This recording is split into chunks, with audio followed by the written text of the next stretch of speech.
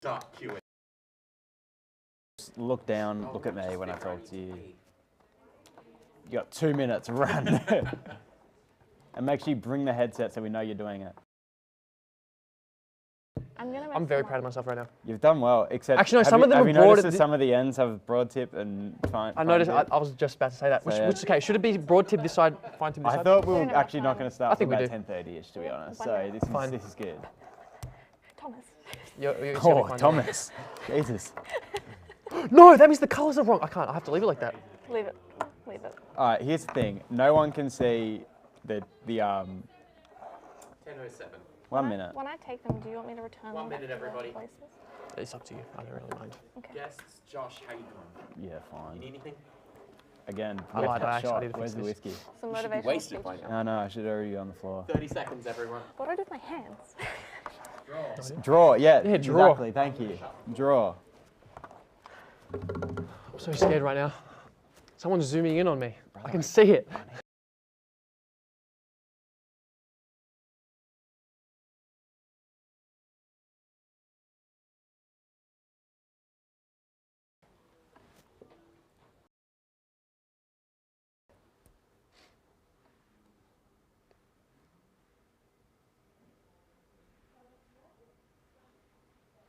Before we begin, I'd like to acknowledge the land we are filming on today is the land of the Wurundjeri people. We pay our respects to their elders past, present and emerging. We're using this land as a place of learning and creativity, which the Wurundjeri people have been doing for thousands of years before us. That respect is extended to anyone here today in the studio or watching at home that are of Aboriginal and Torres Strait Island descent. I'm Josh Desar, and I'd like to welcome you to this special episode of The Joys of Painting with Josh Desar. Myself, I'm Josh Desar. As you'll see here, I have a canvas. You can use the same here or something similar at home. These two here have a piece of paper because they're not qualified enough to use a canvas, unfortunately, even though you are an art student. Oh well. I encourage you to follow along from home. Before I do go any further, I would like to introduce you to my guests, Rachel, TJ. How are you both? Good. Thank you for having me. Yeah. I'm very good. You excited to be here or what? Are you just Mostly anxious. anxious? Good. Yes. I was forced here against my will. That is true. Mm. In case you missed it, I'm Josh Desar. This is The Joys of Painting with Josh Desar.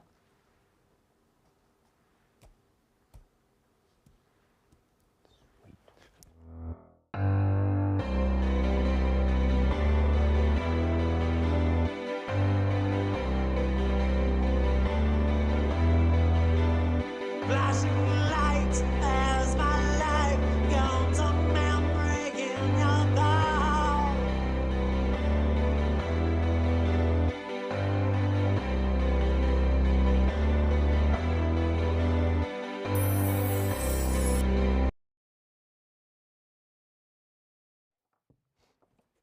When you're both ready, I'll ask you and the viewers at home to position yourself as comfortable as possible within your seat.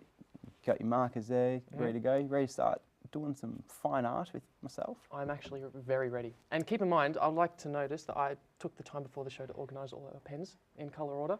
So, I mean, you did have pink before red, but you know, we won't talk about that. All right, so now I think what we should do is take a marker, you know, don't be shy. Grab whatever, you know, grab a green. you know, I'm going to grab that pink that you... The pink I pointed out. Exactly. Right, sounds good. We're going to be doing a nice mountainous landscape today. Pink, interesting. So, you know what? Put your pink back. Use your blues. grab a blue, and we're going to start drawing a mountain. If you want to, just grab a blue, mate. There's too many colours. So you're just going to start drawing your mountain. Get a bit of a landscape going. That's what we're looking for.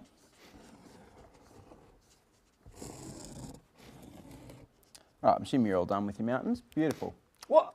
Now, Rachel, what's your passion in life?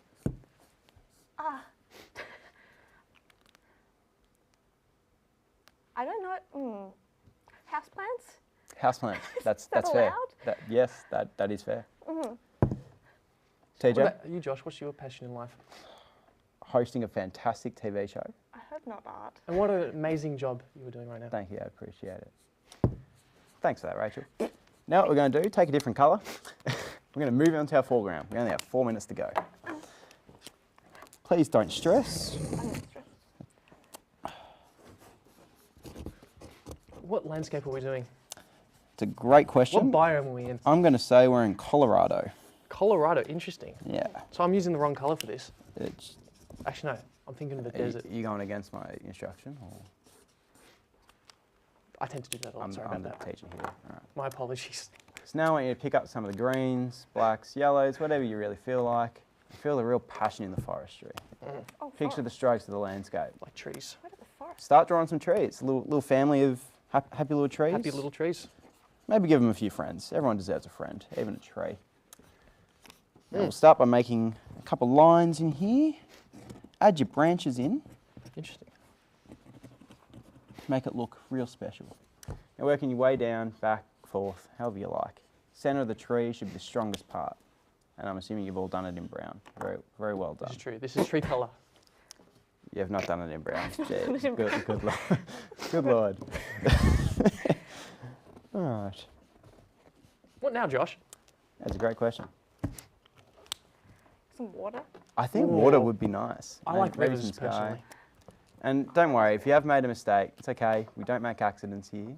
They're all just little happy little accidents, not mistakes. Let's call them that. Interesting. All right, TJ. Yes. What Shoot away. do you do with yourself, mate? You just Um, are you an artist yourself, or Contrary to popular belief, I am a renowned art critic, and I've been doing so critic. for the past 30 years of my life. So, yeah? Look, I'm going to stop you there, mate. you know, It's as time- we are doing this show, I'm actually critiquing your art as well. Yeah, So- I'm sure you are, mate. Now it's time that's to what it add in was. some of the personality. We wouldn't want to miss that in our beautiful landscape.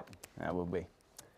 Think of the sounds of the forest. You know, the rustling of leaves, a salmon being grabbed by a bear, Lumberjacks. lumberjacks. Yeah, that's a good one. Interesting. It's just Red. That's what red. I think you should go for red for a salmon. How's your drawing going, everybody? I think it's going swimmingly. Rachel, It is a drawing. that's a positive.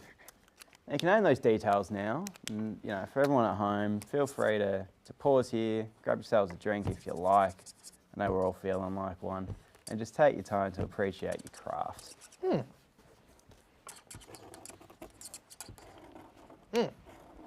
This is a good drawing.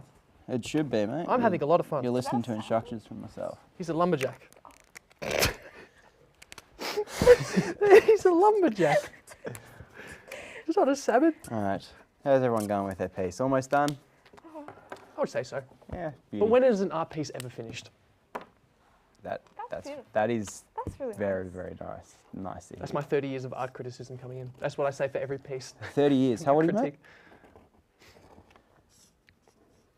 Pardon, what was that? How old are you, mate? You said 30 years. I was actually born on the 1st of January 1973. Beauty. I think we might just chuck to a little VT intermission here, Interesting. just while we're painting.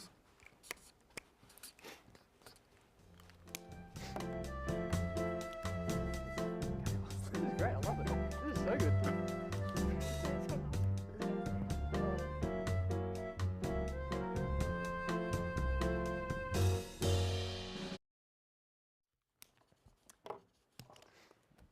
I think that's all we have time for now, guys. No way. Yeah.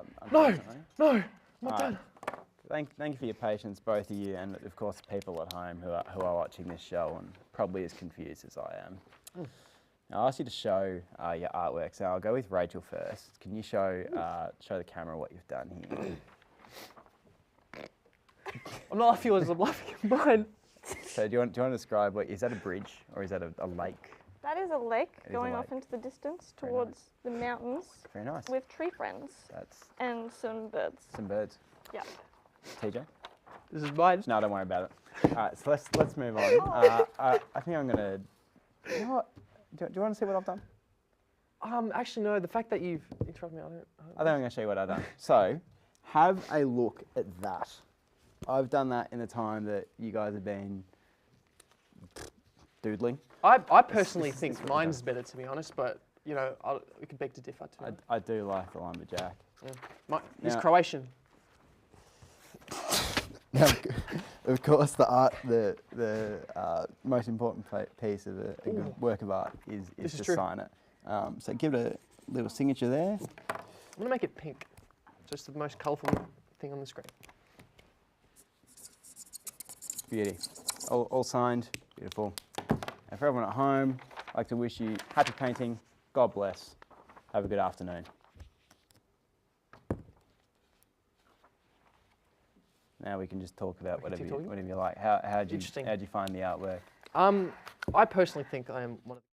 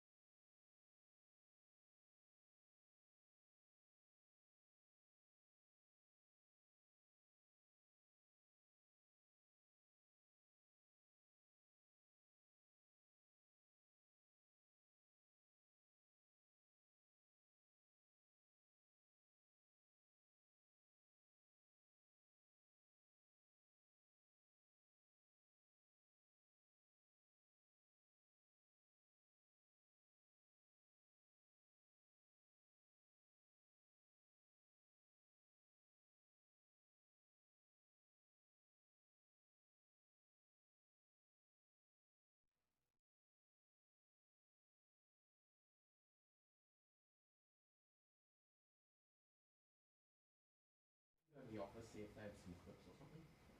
Yeah.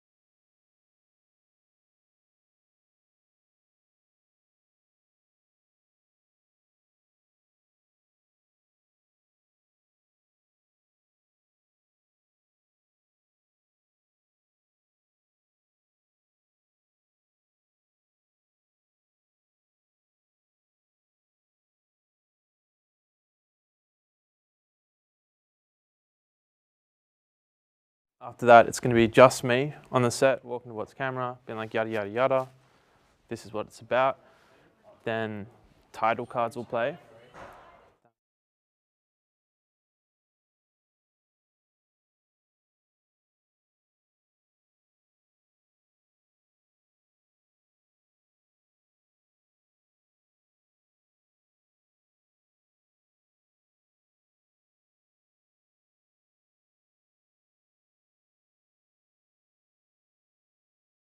Come from here? Or? No, there's a camera up there that's going to do like a big wide shot. Alright, So we'll be where able do I to come from? Just stand by the door. Oh, okay. Right, I have two options: pegs or a single clip. That Let's was try all I this had. bulldog. It's just this one that's messing about, so. All right.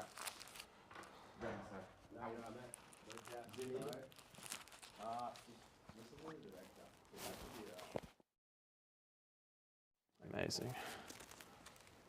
Yeah, it's amazing. Pete, you mind going on the... Ready, Pete? Yep. I don't have it.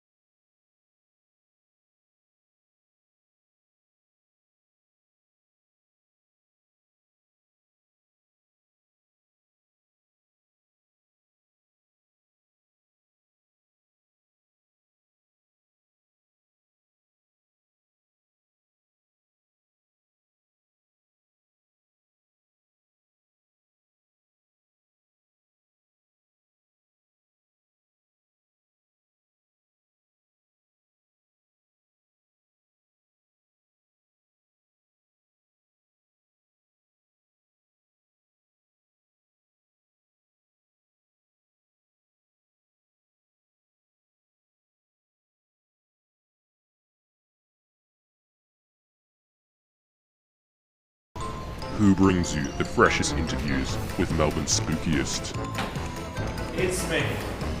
whose name happens to be Pete. It's this guy. It's this guy. Whose show is about to go to air. Is it me? It's me. I just want more ghosts. Yeah, like Welcome. Dark greetings, my friends. Before we get started today, I'd just like to pay respects to the original custodians of this land, the Boyarurung people, upon which this show is being filmed. Welcome to Late Night Fright. And yes, it is me, Peter, your host. And on today's show, we're exploring everything paranormal, supernatural, and mystical. So whether you're undead, alive, or anything in between, or like me, you're just beginning your foray into the strange world, I'm certain there'll be something here to quench your thirst for cosmic knowledge.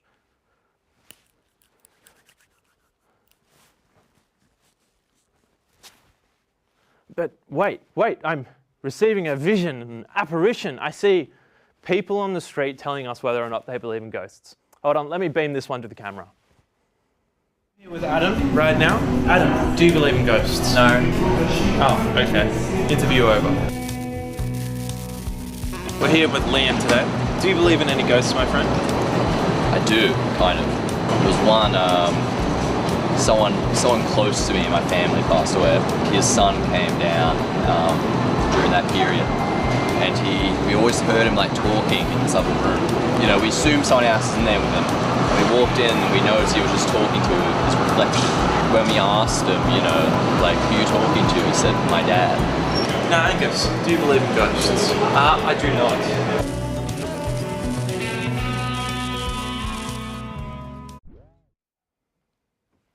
Whoa, thanks, Pete. Scary stuff.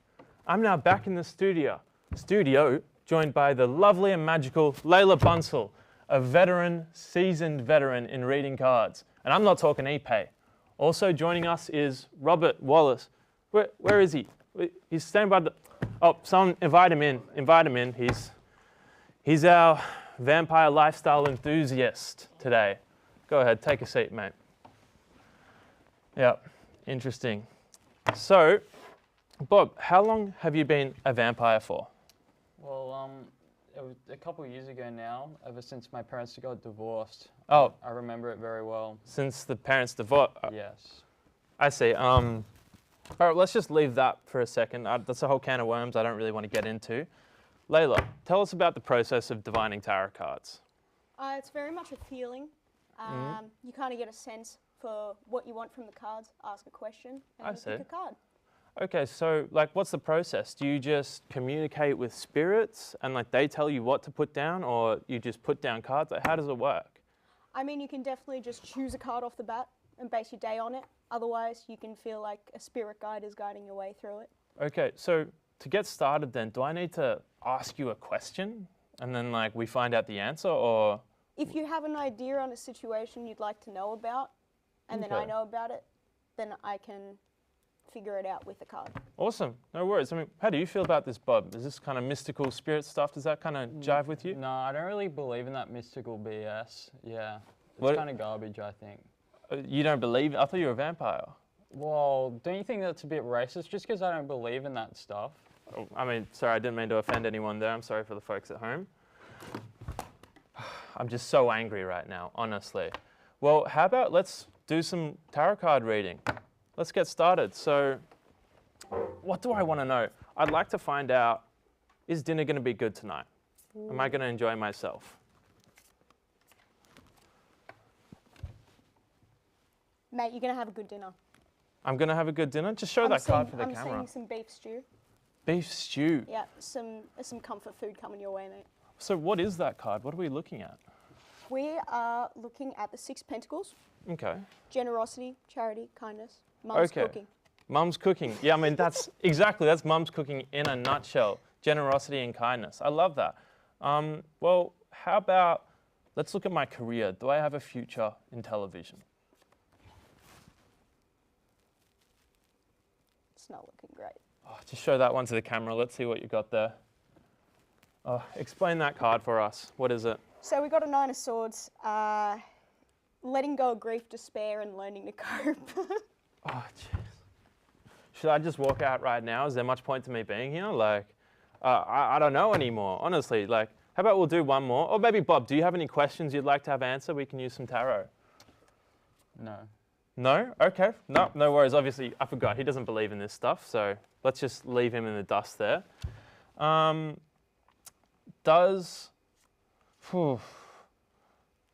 I going to live a happy life, Layla?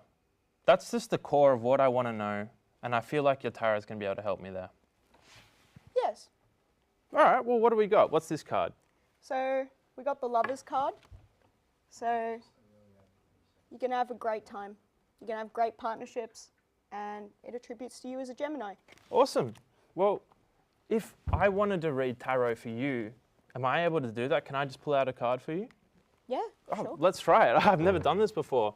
What do you want answered, Layla? Is this show going to end up going well? We'll see, I suppose. We'll see. Oh, no, that's not good. I don't actually know if it is. We've got a judgment card. What is this one? It can go either way. Can go either way? All right, well, I guess we'll see in the final mark for this show. Hey, give that one back to you. So let's just leave that for a second. How long have you been doing tarot for? Probably a solid, 4 years, every few moon cycles. Solid 4 years, hey. Damn, okay. Like, is it integrated with the moon cycles? That's very relevant to tarot? I think it's honestly just like a reminder, like a sticky note. Oh, okay. Fair enough. Well, I think we may as well leave it there then. Well, Ghastly Ghouls, that's all we have time for, unfortunately. Thanks so much for joining us, and have a spooky, spooky night. Ciao, ciao.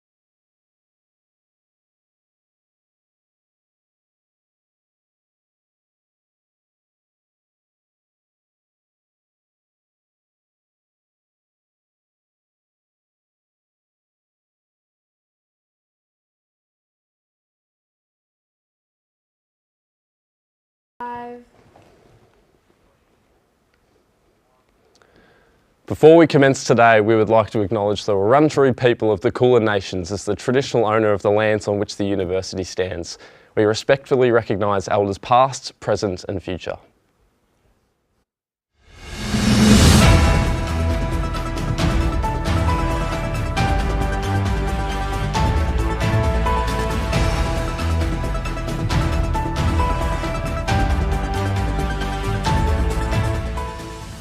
Welcome to Schools Out. I'm your host Dylan Beaumont. Thank you for joining me on RMIT Live Media, the YouTube channel which gives you, our viewers, a detailed insight into the work that we do as students and the productions we have the opportunity to produce. Today, we're delving into a topic close to heart for us university students here at RMIT, exploring the institutional strikes which are encompassing Victoria's universities around the state. Sparked by the National Tertiary Education Union, action has been enforced for various universities to protest wages for teaching staff. We will identify the root cause and intention today when we speak to the President of the RMIT Student Union, Beth Shegog, and one of our very own lecturers, Tute. When we visited the strikes, people rallied from everywhere to convey their point to the higher-ups. Here's what we were able to witness from the movement.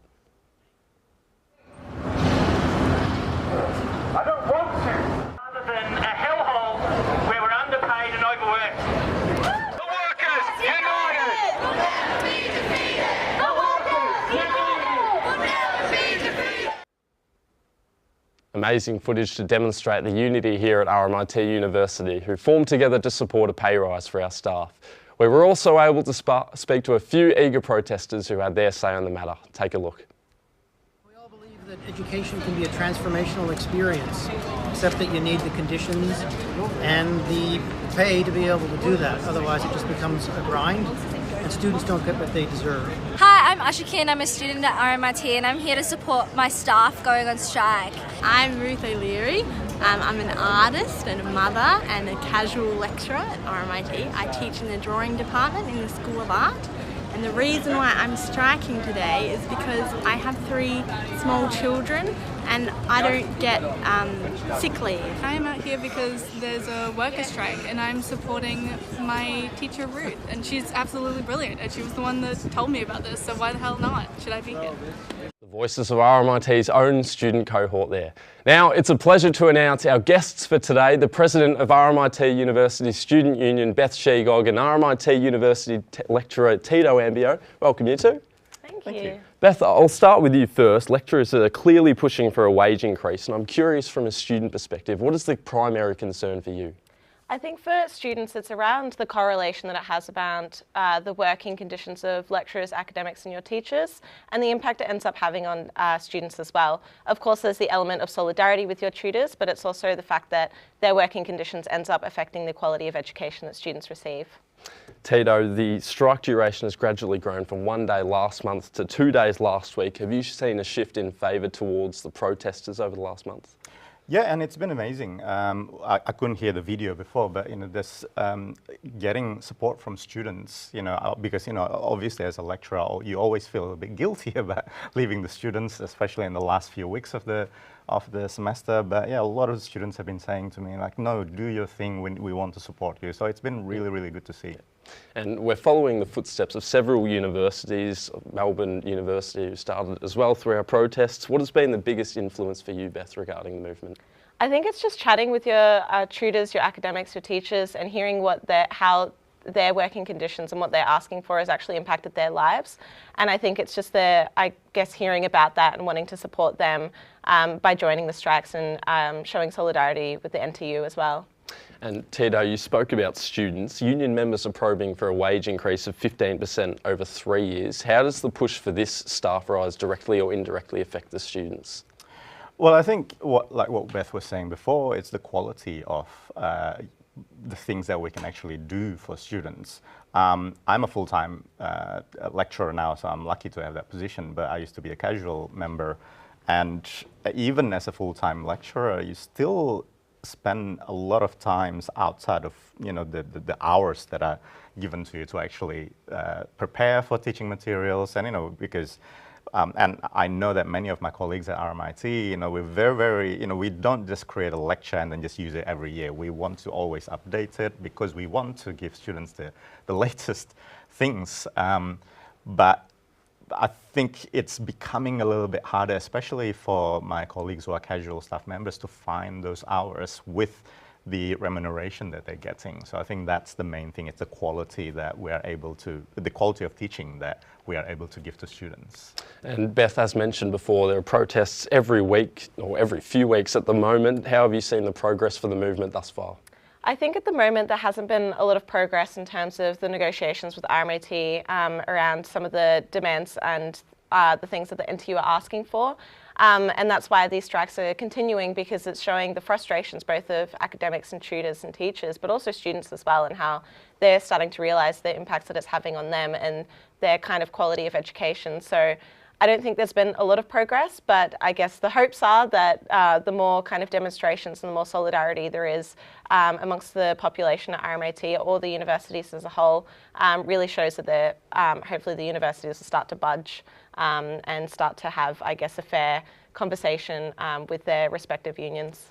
And Tute, finally for you, what powerful message are you attempting to convey to the wider audience in support of your quest? I think, I've been thinking about this, and I think it's just to show kindness to each other. I think at the moment there's a lot of wrong things happening around the world, and there's all these controversial things happening around the world. But I think I just want to say thank you to students who've been really showing support, but also I think we just need to show kindness and courage to punch up all the time and say to other people, hey, if we see something that's not right, and if we want to support all these people who are giving us the education that we need and want, let's just show kindness to each other. I agree with that. And obviously your authoritative position, Beth, with the power you possess, what is your overall aim for your position as president of the student union? I think it's just showing the student union support of whatever that might look like, with, I guess, having conversations with the NTU of what they might need from us in terms of communicating with students about the strikes, and also communicating with students the impact that it has. I think there's definitely a lot of students that don't necessarily understand the correlation, but I guess communicating that and then raising awareness of when the strikes are and how to show support for your teachers is one of the biggest things that we're doing at the student union. Thank you for joining me today, guys. Thank you. Appreciate it. Pleasure to talk to RMIT's own established personnel, Beth Sheegog, President of the Student Union, and of course Tute, one of our lecturers and a journalist in his own time. Support the National Tertiary Education Union either online on the website for more information, or the movements in person at the next protest. Thank you to our team behind the scenes and everyone working rigorously. From Dylan Beaumont, thank you for tuning in. Goodbye for now.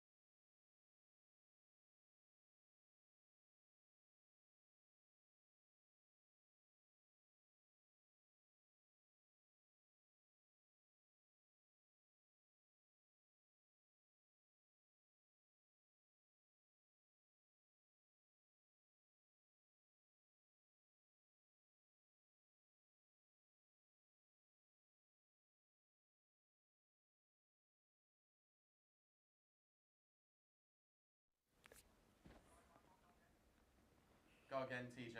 Hello. Is something wrong? I'm starting to get a little bit worried, to be honest. This week we'll be... Microphone 2, please. As you see it. Yep. What do I say? Just say gibberish. This is microphone 2. Yeah, what did you have for breakfast? I actually didn't eat breakfast.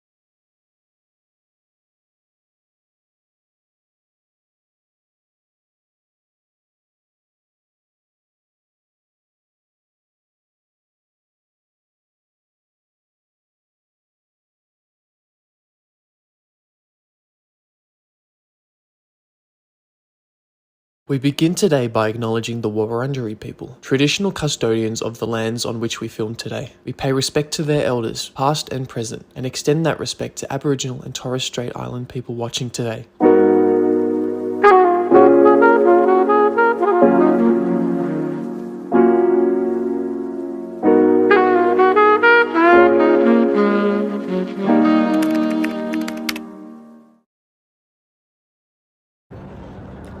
This is what I eat in a day as a media student.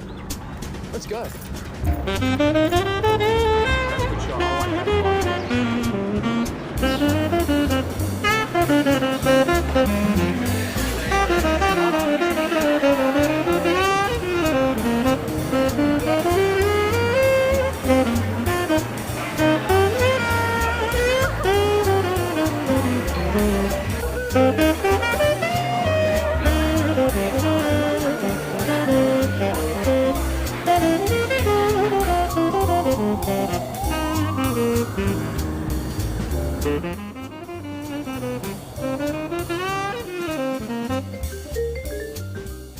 TV for Eats and Follows.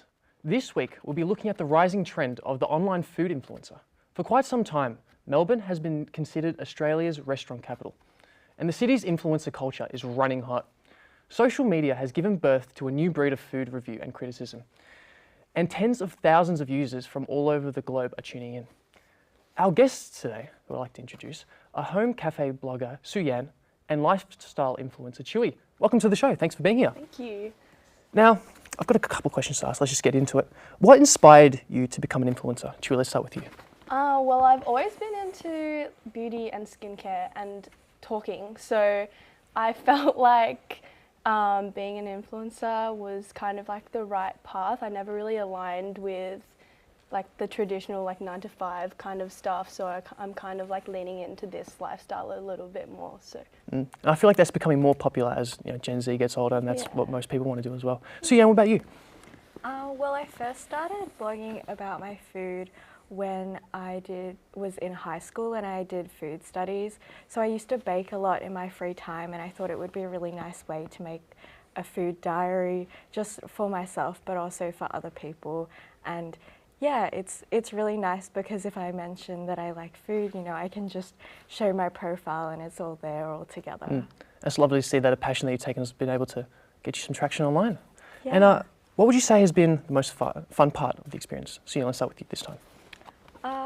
So I think the fun part is just the way that people connect over food. So even if you have nothing in common, you come from really different cultures, there's always food as a really central thing that brings people together, and so I really enjoy that aspect of it. Nice. And Chewy, what about you? I enjoy the connection and the community. I have like a comedy account and also a like more skincare beauty account, so it's nice to have like two kind of like different communities. Yeah. Nice. And what would you say about influencer culture as in whole? Would you say it's a good thing? I think so. I feel like sometimes influencers have a little bit too much power in terms of what their followers will do for them. Like for example, on TikTok lives, people just like send a bunch of money to influencers. I've heard of this. I'm not sure. I haven't done that myself, but. Yeah, but I think influencers can also affect their followers in a positive way as well. Were you mentioning the NPC trend when people send money for people just to say random things on TikTok Live? Yeah, similar to That's that, pretty funny. yeah. I've heard of people make a lot of money from that. So Yeah. I was actually thinking about doing that, to be honest. Yeah. And what about you, Suyan? Well, in terms of what influencers kind of like what sort of impact they have, I think overall it's quite positive because it's really a creative thing, and I think a lot of the time when I interact with other influencers, it's the idea that it's very creative and inspiring. And I think there are dangers in it to an extent because it is performative, and so I feel like the main thing that maybe could be dangerous is straying away from authenticity and just presenting something that is very enabling for social comparison. And how would you say it's influencing Melbourne's food culture? I think in a very positive way. I feel like it makes food very accessible and interesting to people, especially in terms of cooking. It really lowers the barrier, even just enjoying, appreciating other people's cooking and how they do that can be a learning experience. So I think it's really good. That is true. And also I've known that I use TikTok a lot for finding new places to eat. It's super fun as well. In terms of influencer engagement levels in Melbourne, they're going strong. What do you think is next for influencers in general? Or maybe not as a whole, but for you personally. For influencers in general, I don't know. I feel like influencers usually go with their passions. So, I don't know. I think in terms of AI, do you mean? Yeah, it can be in terms of AI. Do you think AI is going to take over the influencer culture maybe? I feel like people will prefer to watch someone who does authentic things and pursues their passions more than technology or AI. So I think, leaning more towards the traditional influences. I think I'll definitely have to agree with that, to be honest. And Sian, what about you? Well, personally, I think that AI will end up being incorporated in a lot of aspects of our lives. And so while I really believe that the authenticity of influencers is what's appealing a lot of the time, it actually comes down to, I still think that AI will be incorporated into the way that influencers influence people. So whether you're a foodie, out shopping, run a business, or want to try your hand at being an influencer, it looks like Melbourne has it all. I would like to thank our guests, Su-Yan and Shui, for joining us today. It was great to have you in the studio. Thanks for joining us. Thanks for having us. Thank you. That's Eats and Follows for another week. Thank you for joining us, and we'll see you around. And we're out. Was that 7 minutes?